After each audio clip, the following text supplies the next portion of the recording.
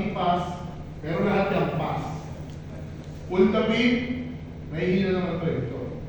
Kaya yan hindi nahihila minsan, nagigil na tayo dito.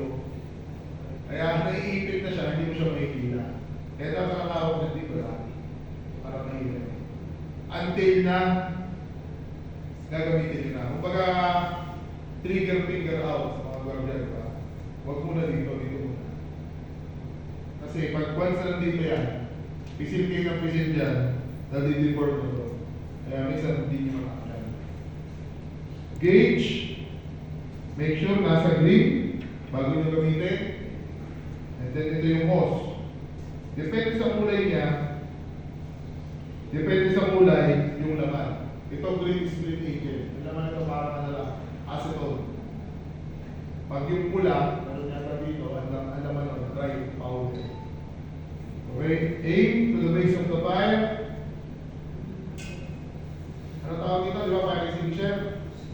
Kung halimbawa, usok lang nakikita nyo, gagamitan nyo? Ha? Di usok? O hindi. Hanggang hindi nyo nakikita yung apoy, huwag yung gagamitan ng fire extinguisher. O hindi nyo nakikita, huwag yung gagamitan. Kasi ito ay fire extinguisher, hindi smoke extinguisher. Kasi mag-worse lalo yung situation.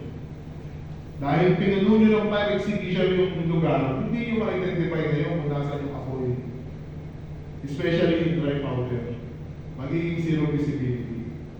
Kaya hanggat di nyo nakikita yung apoy, hindi kayo sigurado tatamaan nyo, huwag kayong magpa-fire extinguisher.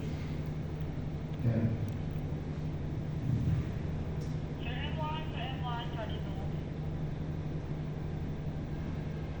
Pull, aim, sweep the base of the fire. May tanong sa fire extinguisher?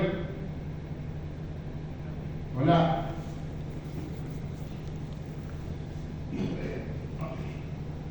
So yan yung mga defensive line natin against destructive fire. Number 1 is location. Number 2, itong mga fire extinguishers nyo, pyrostabilis, sprinklers, exit signs. Yan yung mga defensive. Tapos third line is kami na. Huwag na tayo mabag dito. Doon pa lang sa ginagawa natin mga safety procedures, safety engineering, huwag na tayo mabag dyan. Kasi yan ang third line of fire protection. Response na talaga yan. Sabihin, may sunog na. So pag sunog, sabi ko kasi nyo, lives can be lost, properties damage, disruption sa business. So pag nagkasunog, hindi nyo agad ma-reshoot yan. Kung tindahan yan, o establishment yan, until further notice, o until ma-find out namin kung saan nagsimula, nakasarado kayo dyan. Hindi kayo pwede magbukas. Kasi ano siya eh, pag nagkasunog sa akin muna yun eh, i-investigahan pa namin kung anong nangyari kasi baka sirit dyan, di ba? O baka negligence, nagmamatter naman dyan yung insurance. So, BFP and NGU fire volunteers, sa iyo yung third line. BFP, NGU, and other fire volunteers. So, what to do in case of fire? Anong gagawin natin? Facebook Live. Ito yung video ba ito?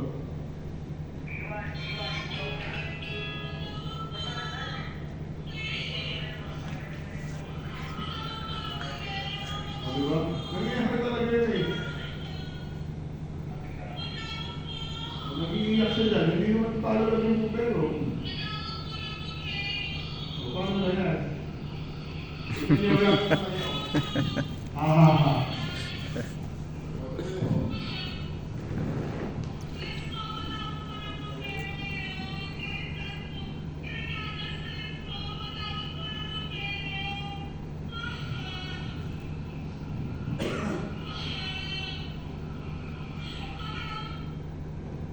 Di ba alam yung Mercados din sa Manila?